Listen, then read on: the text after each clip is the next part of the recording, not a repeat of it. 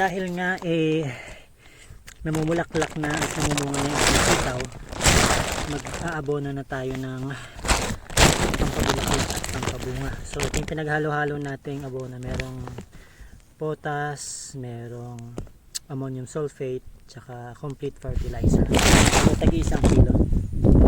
At tutunawin natin yan dito sa isang drum, saka natin ididilig sa bawat tanim. So mga 2 drum yung expected nating mauubos. So tutunawin natin dito sa balde.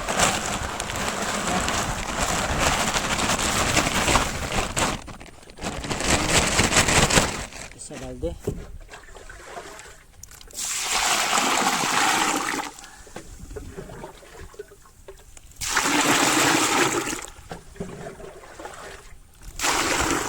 Yung sitaw dahil may paisa-isa ng bulaklak na lumalabas. Ano na natin, suportahan na natin ng abono.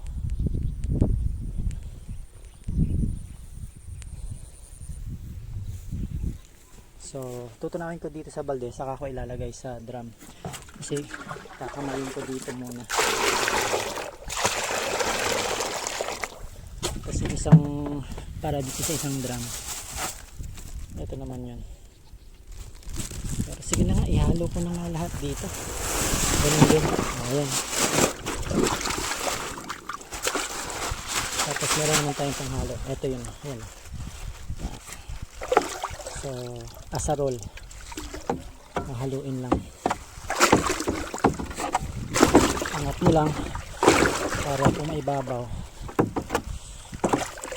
Mukhang puro buhangin sa ibabaw, ilalim.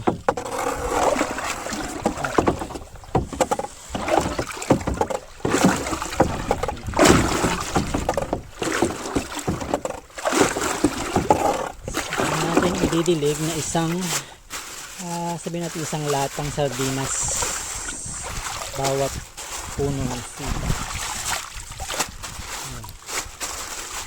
Busog na sila dyan sa abono. Dadagdagan ko itong drum para mapuno. Umambon ng konti pero hindi nakabasa masyado ng lupa. Ambon lang. Ewan ko ba dito sa amin, napakadamot ng langit. Wala, kahapon pa yung nag-uulap-ulap pero walang malakas na ulan. So kaya ako nasabing pinagdadamutan tayo ng ulan. Wala man lang yung lakas na hinahanap natin. Ayun nga yung pipino. Tingnan mo, ilalim ng plastic mulch, tuyo. May basa daw kunwari, yan, dyan, surface lang. Pero pag inalis mo yung plastic, tuyo pa rin. Konti lang. Okay, so yan ang ating inaabono kapag nagbubunga na ang sitaw.